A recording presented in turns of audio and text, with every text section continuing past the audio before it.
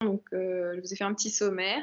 On va commencer par l'histoire de l'établissement, l'histoire de Molitor. Ensuite, on parlera de Molitor en tant qu'hôtel, donc Molitor qui fait partie de la marque M Gallery Hotel Collection. Ensuite, je vous parlerai de nos offres de stage et d'apprentissage, de nos réseaux sociaux, et ensuite, on pourra échanger si jamais vous avez des questions. Alors, on va commencer donc par la première partie qui est l'histoire de Molitor. Je ne sais pas si certaines d'entre vous sont déjà venues à Molitor ou connaissent l'histoire du bâtiment. On va dire qu'il y a eu trois vies à Molitor. La première, c'est la piscine Molitor.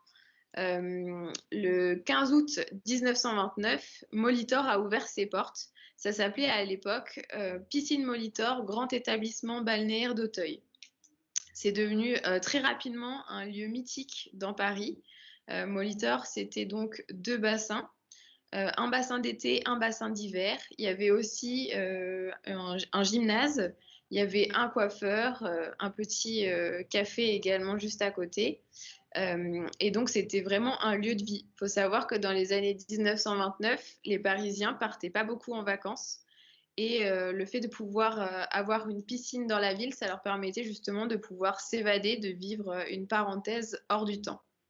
Donc il y avait beaucoup de monde qui venait, ils payaient en fait une entrée à la journée et ils pouvaient passer donc tout le temps qu'ils voulaient dans la journée à la piscine.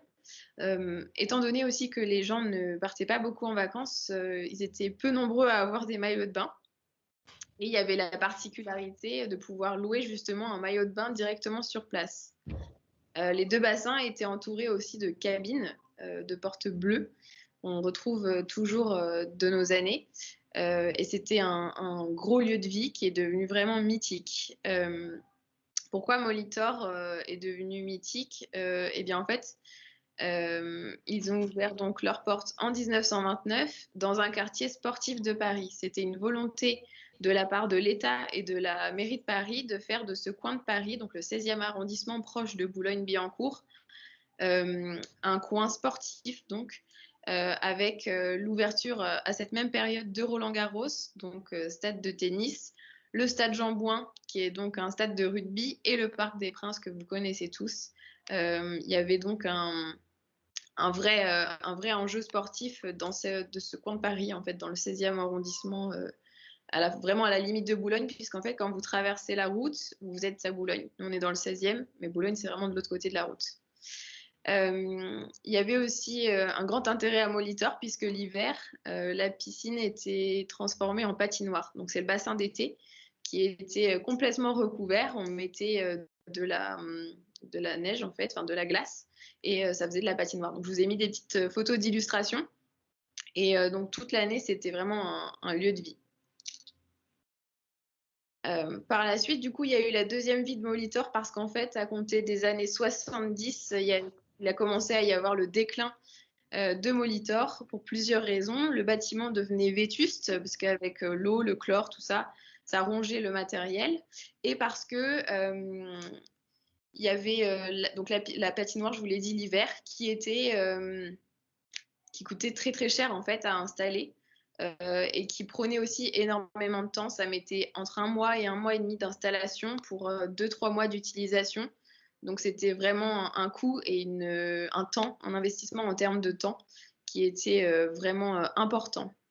Donc en 1989, Molitor a fermé ses portes, la piscine Molitor a fermé ses portes et le bâtiment a été classé au monument historique dans les années 90. Ça a été donc, enfin, je ne sais pas si vous connaissez les monuments historiques, c'est quelque chose d'assez important à Paris. Ça fait que vous êtes un monument reconnu dans la ville et normalement on ne peut pas faire n'importe quoi justement avec ce genre d'établissement. Donc le bâtiment a été laissé complètement à l'abandon et il a été investi par des artistes. Il y a eu beaucoup de graffeurs qui sont venus à Molitor. Ils ont tagué toute la piscine, donc que ce soit piscine extérieure ou piscine intérieure. Ils ont organisé également de grandes fêtes, des rave parties. Et c'était vraiment toujours un lieu de vie, mais du coup différent, en mode un peu squat. Et pourquoi les gens adoraient cet établissement? Eh bien parce que c'est grand Et aussi parce que quand vous êtes à l'intérieur, on ne vous voit pas de la rue. Donc en fait, ils pouvaient être tranquilles. La police ne les voyait pas de la rue du côté extérieur. Donc ça a marqué vraiment une grosse partie aussi de la vie de Molitor. Et donc la troisième vie, on l'appelle Molitor Pool Art Life. En 2007, la mairie de Paris pardon, a fait un appel d'offres pour que en fait, Molitor soit repris, soit transformé et non plus laissé à l'abandon.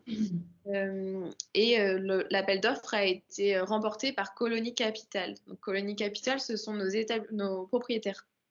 Ils ont décidé donc de faire de Molitor un hôtel géré par la marque Accor. Et donc, ils ont engagé des travaux qui ont qui ont commencé en 2011 avec comme partenaire Bouygues Immobilier et un architecte qui est très connu dans la marque M Gallery qui s'appelle Jean-Philippe Nuel. C'est lui donc qui a refait tout l'intérieur de Molitor, qui a choisi la décoration. Et donc, Molitor a ouvert ses portes le 19 mai 2014 sous justement sa nouvelle appellation Pool Art Life. Donc pourquoi on parle de Pool Art Life? Pool, évidemment, c'est pour les piscines. Ça a un aspect sportif. Art pour sa deuxième vie, donc tout ce qui tourne autour de l'art, des graffitis. Et life, eh bien parce qu'on considère donc que c'est un lieu de vie, puisque vous pouvez, c'est presque un resort Molitor. Vous pouvez tout faire à l'intérieur. On a une boutique, on a des piscines, on a de la restauration, il y a de quoi dormir. Donc c'est presque un resort en plein Paris.